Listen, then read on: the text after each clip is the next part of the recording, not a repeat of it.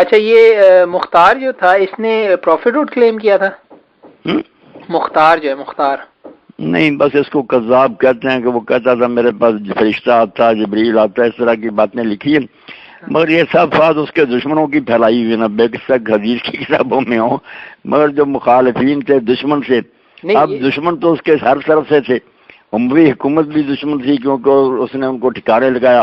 حضرت حسین علیہ السلام کا انتقام لیا، چون چون کر ایک ایک افسر اور سپاہی کو ختم کیا، وہ بھی دشمن تھے۔ عبداللہ بن زبیر کی بنی بنائی حکومت اس نے ختم کر کے کوفہ میں اپنی حکومت بنا لی، اس لیے زبیری بھی خلاف تھے۔ اب شیعہ جو ہے وہ بھی ناراض ہے، وہ بھی کہتے ہیں کہ نہیں، اس کا سینہ چیر کر دیکھا گیا، اس میں نا ابو بکر عمر کی محبت پائی گئی،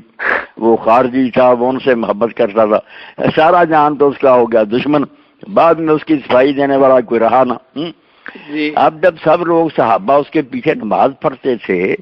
اور اس کو زکوٰۃ ادا کرتے تھے، اس سے وظیفے لیتے تھے، یہ سب حدیث کی کتابوں میں،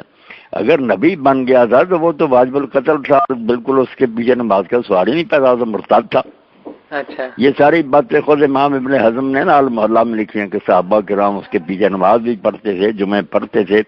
ابن تیمیہ نے بھی لکھی ہیں فتاوے۔ صحیح ہے، تو نبی نہیں بنا تھا، بس یہی باتیں ہیں کہ جھوٹ باتیں اس کی طرف منسوب کر دی گئی۔ ٹھیک ہے۔